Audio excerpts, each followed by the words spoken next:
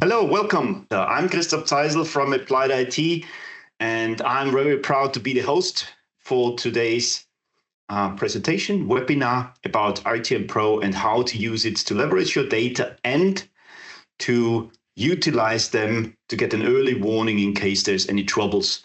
This is not a PowerPoint presentation, don't worry about it.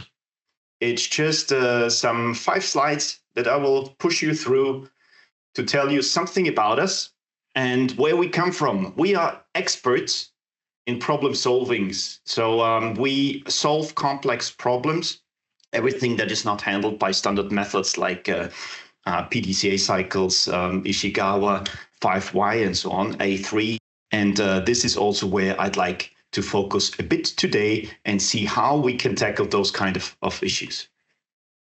We have quite a list of customers that we proudly call our partners, such as Continental, Airbus, and others, with some good feedback from them, which we very much appreciate. It's a good partnership that goes over years and years in our already more than 10 years of being in this business. So what's the everyday struggle with data we want to focus on today?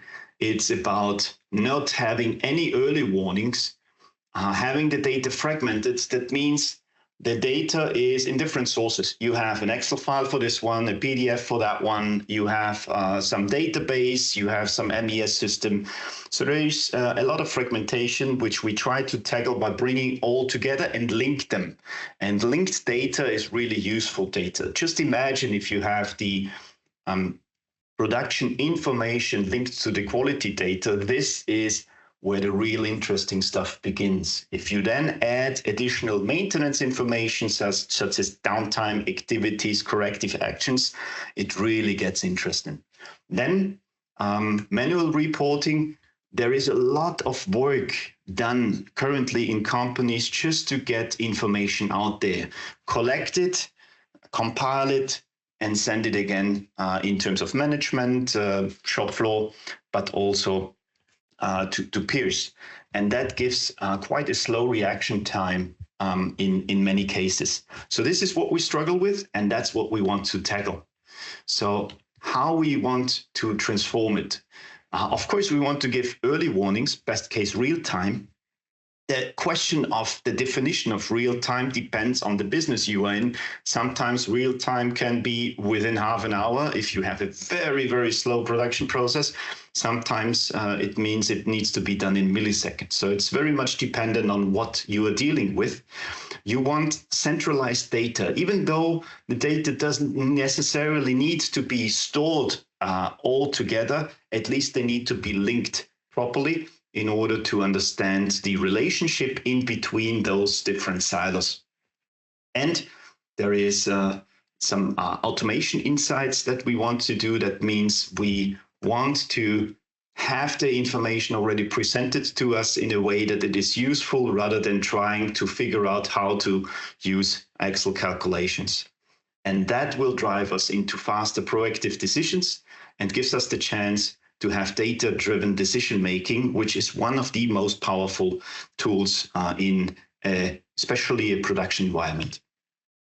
So that's already from the intro to this demo. And now let's look into the RTM itself. I've prepared for you, it's a demo line prepared on actual data that is anonymized for this purpose, of course, and discussed with the original owner that we can share it in that way. It's a fictive line with 6 stations. The first is doing an electric test. The second is positioning this electric board into a housing. Then we press a cover on that housing. We screw some screws on in order to fix that cover. Then we perform a leakage test to ensure that everything is tight and neat. There is a duplicated station for that leakage tester. And we have an end-of-line test to ensure we have all the functionalities we want, and then it goes out of the line. This is a, let's say, more than 80% automated line based on the data that was created from and using robots in order to move parts in between those stations. How does that look like in RTM? So I'm opening up my demo database. And when you see RTM the first time, I just briefly explain how it looks like. You can check out the previous webinars and videos we have online in case you want to know more. But important for now is to know that there is a time frame you select. That is the whole time frame we are looking at. And my data is now from last year, July 9 until 12. That's the whole data set I have. It's enough for the purpose of this demonstration. And I use the whole time frame. I can then see here the name of that database. Normally, that's the name of the line. For example, electric part assembly line. Not a very good name to choose from, but just imagine your own. And then you have here the stations. So this is 6 stations, and within those stations, you have the process or the process values or sensor values or any information that is available within your data set. All of this preparation can be done directly from your IT department, but also, of course, can be done by applied IT in order to ensure that you have everything neat and tidy in order to be used for RTM, but also all other types of analytics. You have black parameters here. Black means it is a numerical value. So if I double click it, I have a run chart of that numerical value, either by number of parts or by date. So a really straightforward visualization of a value. And I have blue ones, which are categorical value. If I double click those, I see a Pareto, which does make sense because that's usually what I want to look at. And red is all my time values I can use in order to define time frames or plot certain graphs. So what we want to look at today is specifically an issue with quality. And then we want to, in the end, define triggers to send us alerts and messages to tackle that problem. So let's first see what problem we have. We go to the end of line station, and this is where we look at the quality. So I do a quality analysis, and what I see here, okay, is 0 means NOK part, 1 means okay. That's what I need to tell to RTM.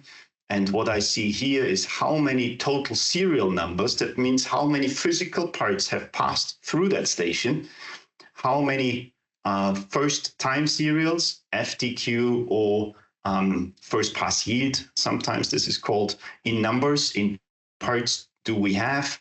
We have repeated OKs, so they were okay the first time, still they ran again, maybe some sample parts or golden parts. We have recovered serials. That means that those ran first NOK, and then rerunning them, they were okay the second or the third time, depending on the number of tests allowed. And you have NOK serials that never went good after all. So you have here the summary of all that information. You have the number in serials, the number of cycles. To differentiate that is also important to understand on how the station itself is performing. If you have more cycles than serials, that means that some parts run multiple times. And what for us now important is we have a first time quality, a first pass yield of only 88%, which for an electric assembly process is very, very low. So let's dig into that, find out what is causing this low first pass, and try to tackle it from the source. How to start is I start in identifying the stations I'm looking at. So I double click on station ID, and as I indicated at the PowerPoint presentation, you saw that the station 6 or the end of line station is 2 parallel stations. That means both of them can be used the exact same way. The only purpose is for cycle time reasons that they are duplicated. However, in this time frame that we have selected, most of the parts ran through station 1, So let's fix the quality problem on station 1, which has the impact on most of the parts anyway. So I filter this and I select station 1. And just as a check, if I double click here again, now I only see station 1 and the 1,809 parts that ran through that station. So now I'd like to understand about the quality of that particular station 1. And here I start with the yield. The yield information within that database, and I have to know that, is the OK or NOK, whereby in this case, as I said before, 0 means NOK and 1 means OK. So how to start to analyze it? We need to, I pan this a bit to the side, so we have here all the functionalities. There is in almost every graph in RTM the possibility to select groups or to start some type of analysis. In this case, I want to start a group analysis. So I want to identify a number of parts, for example, these parts up here, and I tell RTM that this is my blue group. Blue means good in my case. And then I select another area just down here, and I again said confirm the box, and I have now my good and my bad parts in groups. And now I perform a group analysis. And the group analysis will take all those parts and give me a statistical feedback on the differentiation possibility of those parts. So I see here as a result all the variables where this differentiation is made possible. For example, here in red, I always see categorical variables. It's always important to look at those because they indicate if I have a quality issue coming from a material, coming from a certain batch of incoming material of a setting within that station. So I always recommend to look at the red ones first. In that case, the only real differentiation is the status, which is the same as the yield, and it just says 1 is good and 0 is bad. But there is more to see here. We see here at the very top, and I already filtered by p-val, so that's the probability value. And 0 means there's 100% probability of a differentiation between the two groups that I have selected. So a differentiation between the blue and the red one. And here I see the end count, and the end count is again another possibility to understand on how good the separation between those two groups is. And in that case, 80 points can be defined to be only in blue or only in red.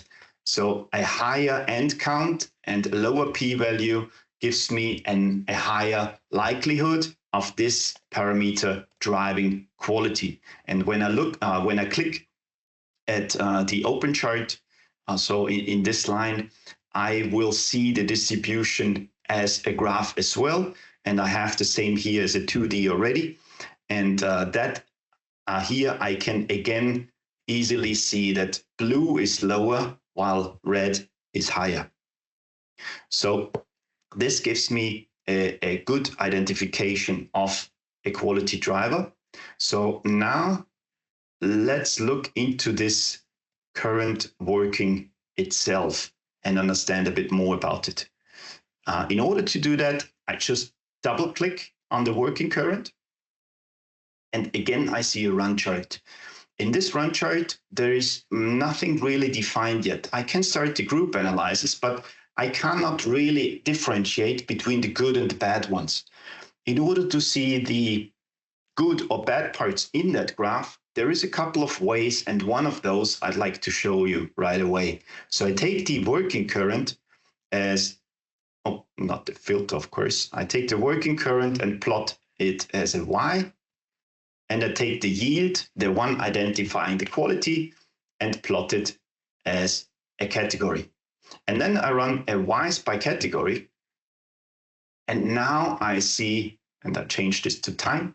And now I see clearly that one is, let's say, a narrow distribution between 0.09 and 0.095, while red is a little all over the place. But what is interesting for me is that everything above this 1.1 something and everything below this 0.89 is bad. So this is again visualized here, and I can zoom in a bit.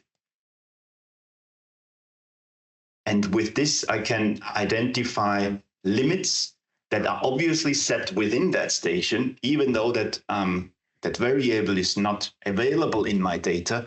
I can see that this station automatically rejects all the parts surpassing this imaginary line here or this imaginary line down here. So let's tell RTM those values. And I have them prepared here in the setting on the side. I give it a minimum and a maximum tolerance. If I click recalculate, I have those two lines in, and now I have a clear visual indication on where this process is stable and good and where it is not.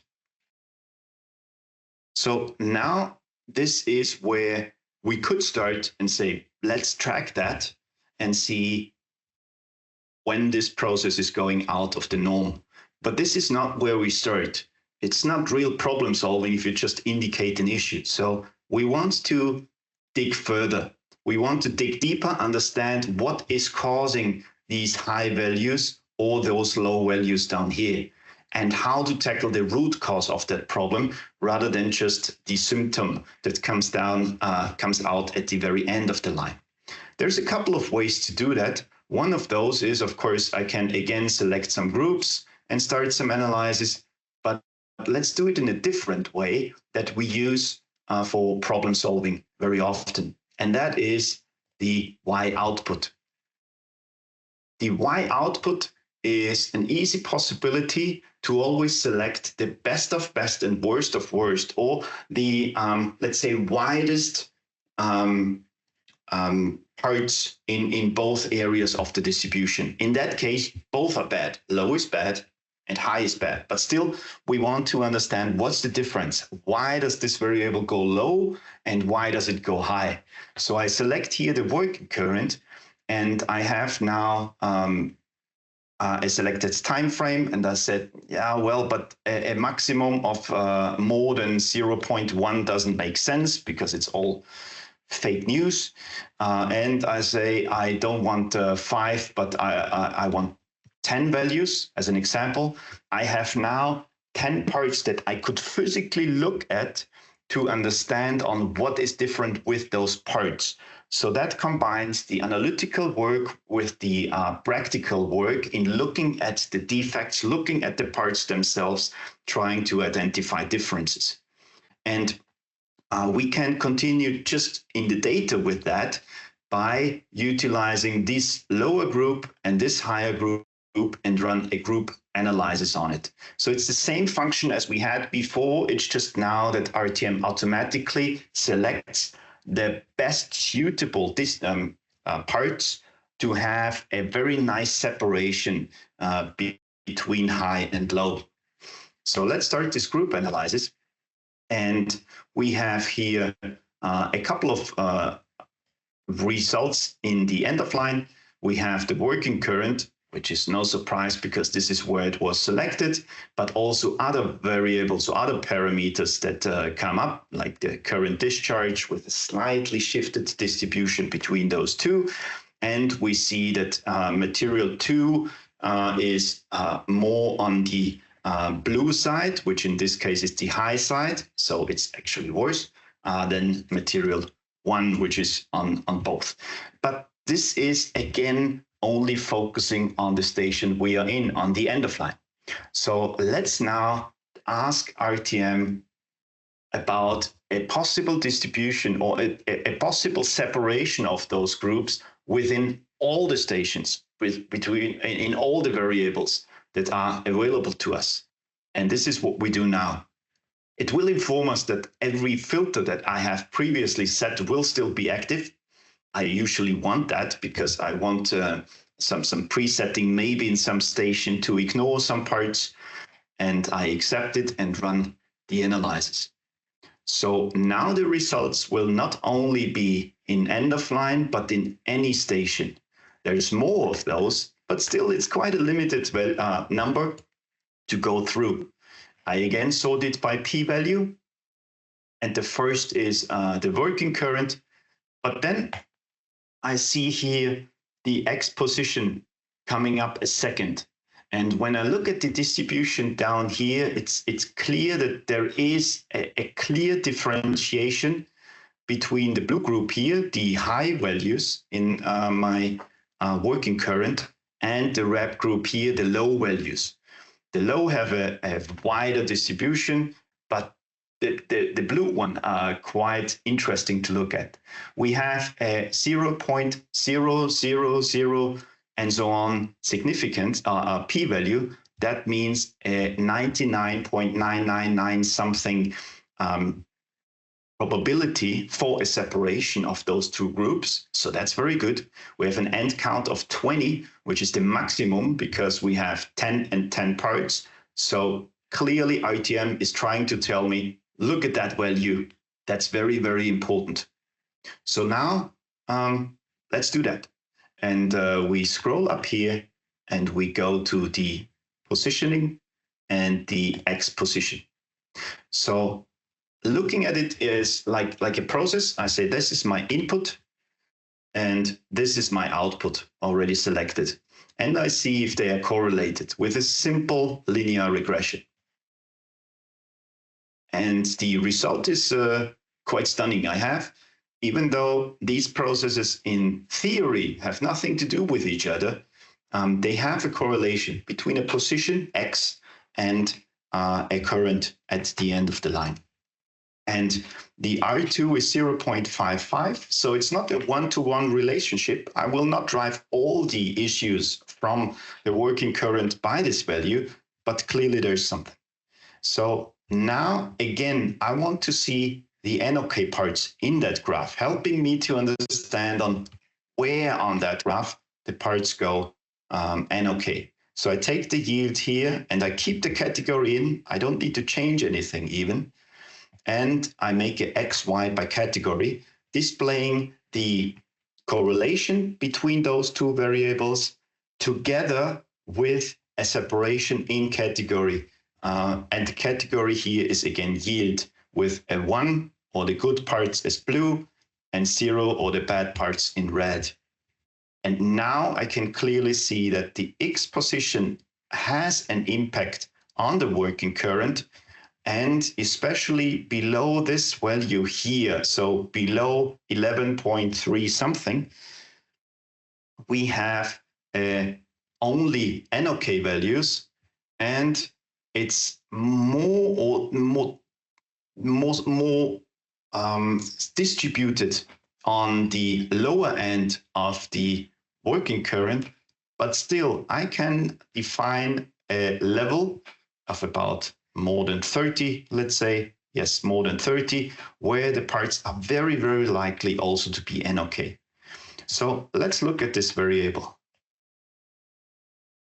It doesn't look very suspicious, but now let us put in the two areas that we have defined here. So 11.35, let's allow one good to be part of this group, so 11.6 something.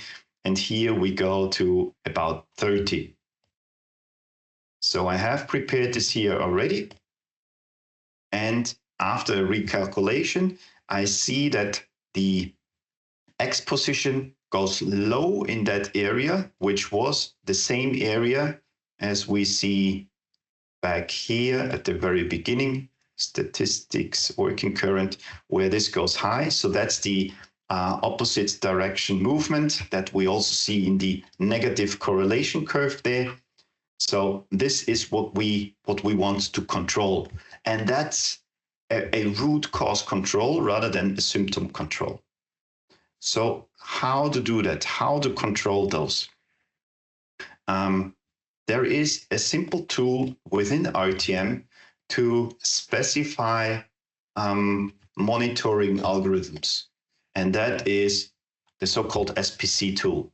With the SPC tool, we have a number of 10 rules we can apply to a value to control on alerts of any kind. So, for example, on this one, I'd like to see if 9 or more points in a row are on the same side of the mean. That means I have a drift in one direction. There's a lot of others, but also I want to look at if it is below the minimum or if it is above the maximum. It is still reactive that way if I consider only 9 and 10, because those parts will be already bad. So that's why I'm also setting here number 2 to have an additional indication on when they start to drift rather than when they only reach the point. And you see here that in this area, I would have received an alert, as well as in this area, and so on and so forth. That gives me a possibility to alert on changes, but this is maybe a bit too much. I want to have a subgroup size of 25 parts, and that will now reduce or combine 25 parts, look at the value of those parts with a certain, let's say, mathematical group function within those parts, and understand if the whole group of 25 parts is now following or one of those rules or not. And that will bring it down to this area, which was the same area we were concerned about at the very beginning. And now let's see how to utilize this in a permanent way. That means, how can I get RTM to send me notifications on any new alerts coming up? And that brings me to the SPC monitoring. The SPC monitoring is a possibility to extract information without me being present within RTM. So it's a server that runs in the background. It's triggered on every new data point. That means if you get new data every 3 seconds, this is what it triggers. And it will alert me on anything that happens and is breaking the rules that I define here. So I want to use rule 2, 9, and 10 with a subgroup 5 of 25. This is my tolerance area, and I want to select a time filter for the last 24 hours. So when I get a notification, I not only want to see the value right now, I want to see how it behaved the last, in that case, 24 hours, to understand where we come from. And I have a start and an end, which is dynamic. So that means a dynamic start and end is like a moving window that moves with the current time, depending on how often you get the data. I only have historical data. That's why this is quite in the past, but you see that I have here one data point in 2025, and it's moving from there. So I apply my filters, and I set up who I want to send this notification to. I put my own email address in, and then I start SPC monitoring. For the very first time, it will then take the historical value that are available, calculate all the SPC, and then out of this, calculate the first report or first alert, if there is any. If there's no alert, nothing will actually happen here.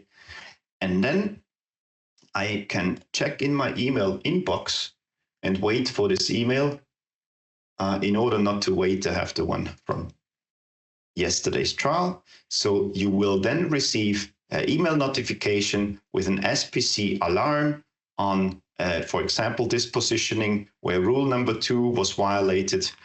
But not only that one, but also you will receive a PDF with a predefined report with graphs. In that case, simply the graph of the SPC model itself, giving me an indication on how it did behave before, where was the alarm triggered, and some information past that one. If there is a new alarm, of course, the last will be shown at the very end, because you want to be informed in real time and not post-mortem.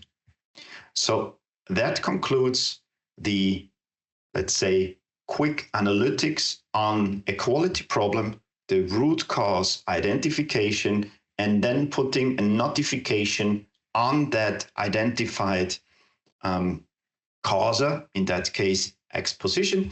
And from here, then to see where, what we can report on. Now I'm open for questions in case there are any. Please feel free to add them to the chat, and the team will tell me what to respond to. Meanwhile, I encourage you to look at the Applied IT webpage to see the blog for new and upcoming information, and also some books and videos that we keep sharing there. And I'm now open for any questions, feedback, or concerns. And I really would love to show you more about RTM, more about the functions that I have not been shown today in a next call maybe. Thanks for watching.